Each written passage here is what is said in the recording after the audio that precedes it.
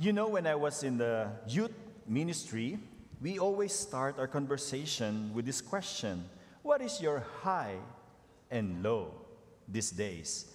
High are those experiences that inspire us, that we got lessons from. And those low experiences are the one that pulls us down, make us sad. And so it is a good practice for us to realize that life is still beautiful in spite of all the things that is happening negative around us. And so I would like to share this, my high and lows these days. My low is actually the death of Anita. She was a beautiful person inside out, always giving, loving, and she started for the morning mass goers, the Wonderful Wednesday. And so we continue on building our relationships together, those who are attending the morning mass. That's my low. And of course, my high is actually having a moment of time with my sister when we tour around California. We went to Universal Studios, to Catalina Island, and Solvang. And I'm sharing this because I want you to think of those things that made you high, so that whatever negativities you're experiencing, it will sustain you. Have a lessons in life, inspire you, continue to uplift you, your spirit in this life journey. Because we have to recognize more and more these things, especially when tough times are coming into our lives. Those lessons, experiences will lift us up, knowing that God is always with us in those moments, be that high and be that in the low. He's always there. And I think it is where I would like to lead our reflection for today in the celebration of the Lord's transfiguration. What happened? You know, why this happened? Because he predicted to his disciples his impending death, his passion, death. That's why they're going to Jerusalem. He will be betrayed, persecuted, and be executed. But after 3 days, he will be resurrected. All this big proclamation of Jesus to his disciples made them difficult to understand. They're so confused, anxious, so many things that is happening inside them. But they continue on the journey to Jerusalem. And so that's why Jesus brought Peter, James, and John and led them up to the mountain to pray. To pray. Isn't this what we are doing today?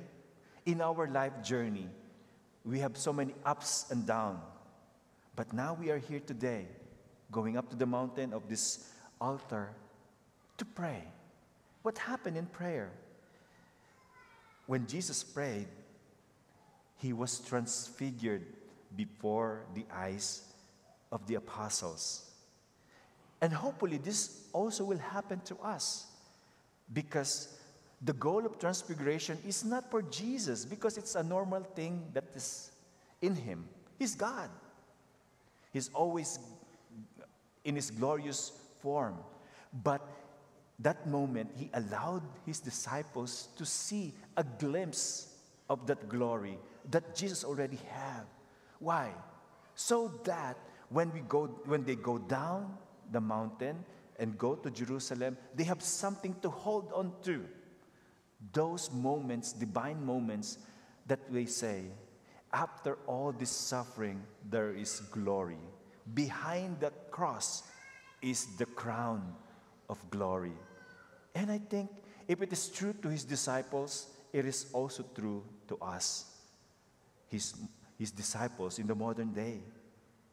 And so, that kind of experience, sometimes we don't want to end just like the disciples. Lord, I can build 3 tents for you, Elijah, and Moses. But no, Jesus said, we have to go down and bring this experience so that you will not be overcome by the negativities that will happen. You have something to keep going. So, keeping in their hearts, in their mind, this divine experience in the most painful and gruesome reality that they will face.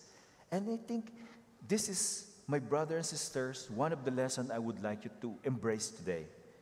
let us identify those inspiring and wonderful and divine experiences we had to be able to overcome the darkest, the strongest temptation, the lowliest experience that we will have in this life.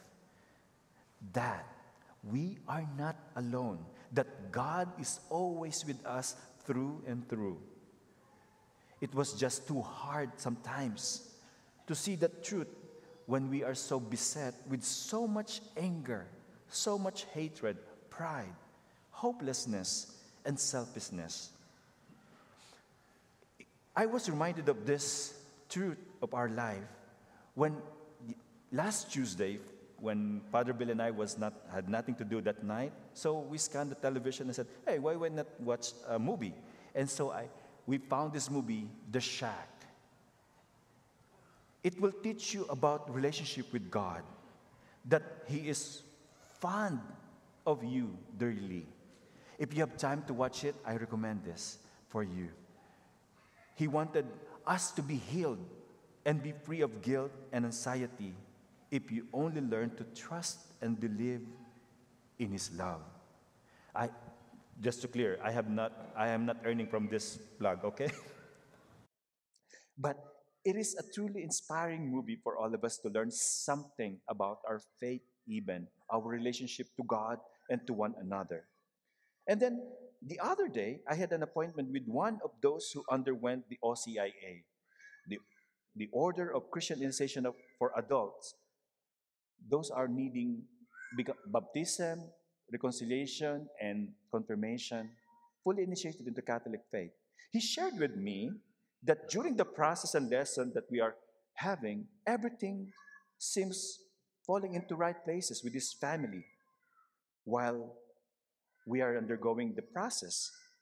And suddenly everything is going well. But right after he was baptized and confirmed, little by little, his life challenges came back, some bigger than before.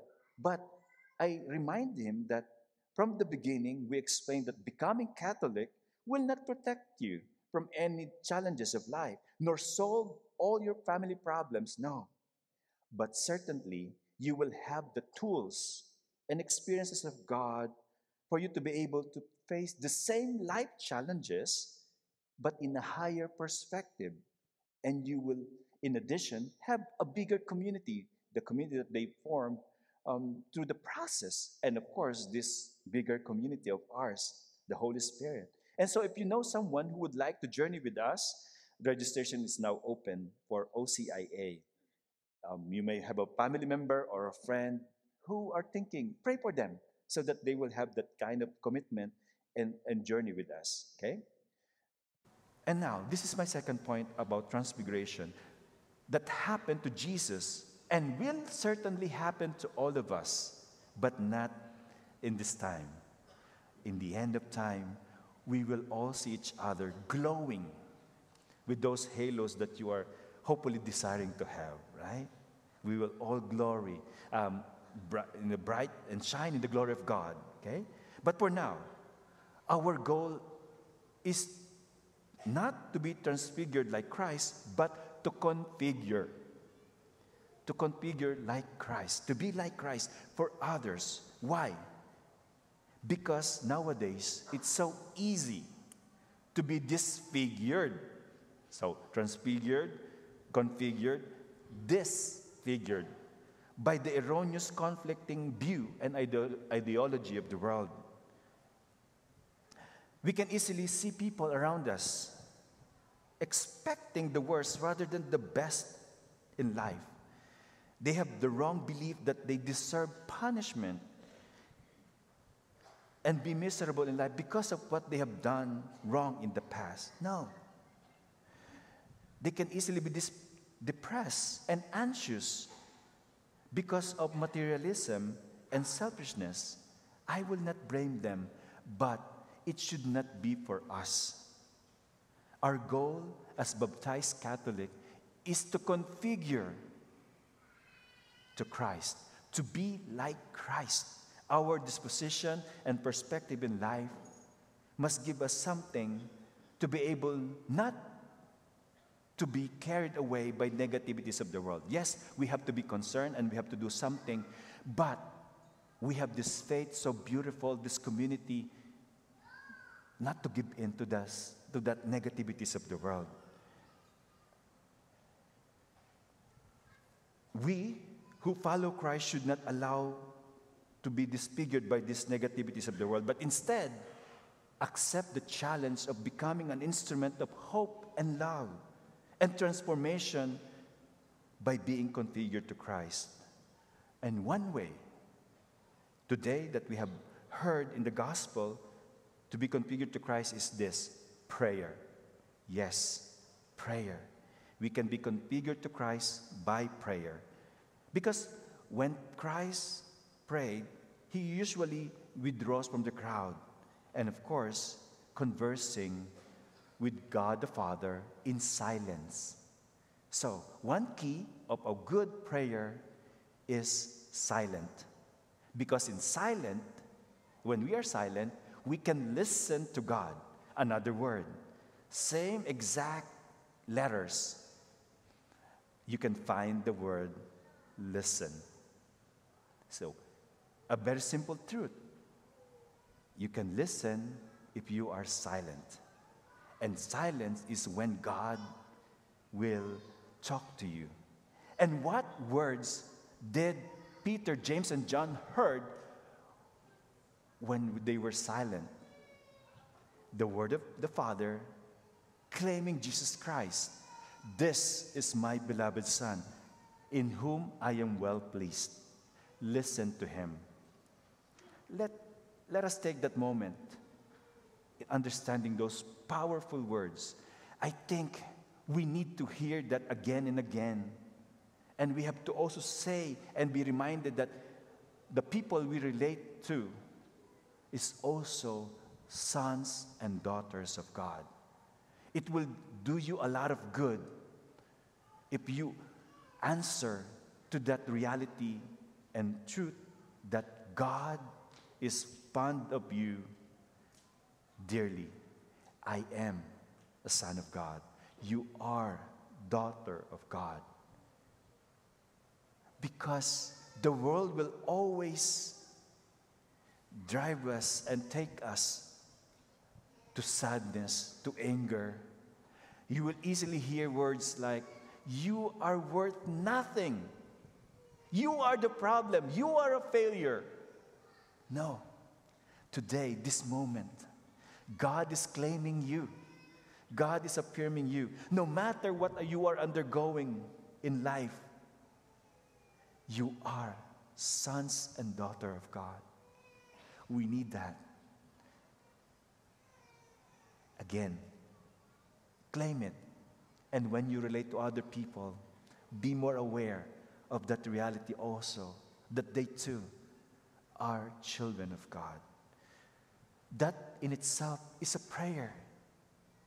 Because prayer is not an hour. Prayer is a relationship with God. I always remind myself when I'm busy. I always remind you with these words. If the devil cannot make you bad, he will make you busy. Again, remind each other. If the devil cannot make you bad, he will make you busy. I have no time, I'm busy. No. Pray hardest when it is hardest to pray. Because certainly the devil is trying to get you, to destroy that relationship with the Father. Now the question is, how deep and how sincere your prayer is. Do you have quality time with the Lord? Are you at peace after your prayer, even though you have not received what you asked for from God? Are you still grateful? Even God is seemingly silent. Maybe He's asking you to listen more. You can see already the fruit of our prayer in those moments. Are you at peace? Are you smiling after your prayer? Or are you become more angrier, confused? So go back to prayer. Maybe it's not working. Go back to prayer. Okay? We can see that even further after this Mass. If you are smiling because you have received the Lord, you have something, you are so convinced of our faith, we can see that in the parking area, in the grocery, in the restaurant that you were going after this Mass. Challenge ourselves. May what we say and do be likened to Christ, configured to Christ. Are your words and deeds uplifting? Are your words and deeds life-giving? Are your deeds and words enriching, inspiring? Or they disfigured others because of your comments, words, and deeds that are so negative? Let this divine experience we have experienced carries us through life's challenges, and let the light that we have received today shine through our words and deeds. The rest is in your commitment.